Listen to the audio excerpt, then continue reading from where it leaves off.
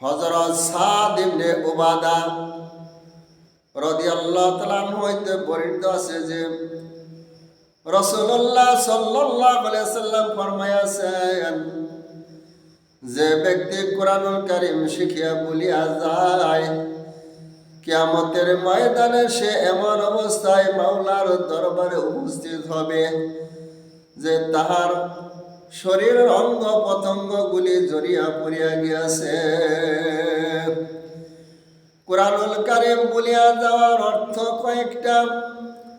আগে সে দেখিয়া দেখিয়া কোরআন তিলাওয়াত করতে পারত, এখন দেখিয়াও পড়তে পারে না, যার কারণে সে কোরআনুল কারীম মসজিদে জমা দেয়। আবার এমনও ব্যক্তি আছে দেখিয়া পড়তে পারত, মুখস্থ বলতে পারত, এখন সে মুখস্থ দেখিয়া পারে কিন্তু মুখস্থ পারে না। আবার কিছু ব্যক্তি আছে কোরআন শরীফ পড়া পারে কিন্তু গাফলতি করে পড়ে না। আবার এমন ব্যক্তি আছে কোরআন শরীফ পড়ে, জানে, বুঝে, অর্থ শুনে, কিন্তু তার উপর আমল করে না। এই জন্য আল্লাহর নবী বলছেন, যারা কোরআন শরীফ পড়িয়া বলিয়া যাবে, কিয়ামতের ময়দানে তাদের অঙ্গ প্রত্যঙ্গ গুলি যেন জড়িয়া পড়িয়া গিয়াছে, এরকম অবস্থায় আল্লাহর দরবারে উপস্থিত হবে। নাউজুবিল্লাহ। আরেক হাদিসে আসছে, আল্লাহর নবী সাল্লাল্লাহু আলাইহি সাল্লাম প্রতিদিন সাহাবাদের স্বপ্নের ব্যাখ্যা করতেন। কে কি স্বপ্ন দেখছে বলতেন, শুনতেন। আল্লাহর নবী স্বপ্নের ব্যাখ্যা দিয়েছেন।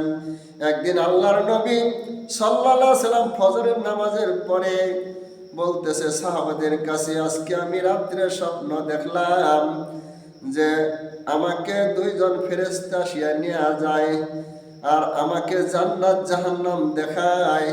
আমি যখন জাহান্নাম যখন আমাকে দেখাইলেন, দেখি এক ব্যক্তির মাথার মধ্যে পাথর নিক্ষেপ করতেছে। নাউজুবিল্লাহ।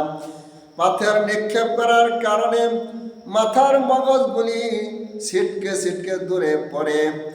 আবার অটোমেটিক সেই পাথর দিয়া আঘাত করা যে মাথা, ওই পাথরটা আবার ওই জিবরাইল আলাইহিস সালাম বলেন, ওই পাথর যখন আবার উঠাইতে যায়, এমন সময় ওই মাথা চতুর্দিক থেকে আবার ঠিক হয়ে যায়, মাথা আগের মতো ঠিক হয়ে যায়, আবার পাথর মারে, আবার ঠিক হয়।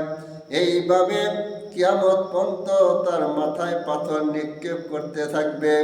আল্লাহর নবী, তার নবী, মার নবী, রহমতের নবী বলেন, ভাই জিবরাইল, এই ব্যক্তিকে এমন অবস্থা। জিবরাইল আলাইহিস সালাম বলেন, এই ব্যক্তি দুনিয়াতে কোরআন শরীফ পড়িয়া বলিয়া যাইতো, ফরজ নামাজ না পড়িয়াই, ফজরের নামাজ না পড়িয়াই শুয়ে থাকিত। এই জন্য এই অবস্থা, কিয়ামত পর্যন্ত এরকম শাস্তি হতেই থাকবে। বলেন নাউজুবিল্লাহ।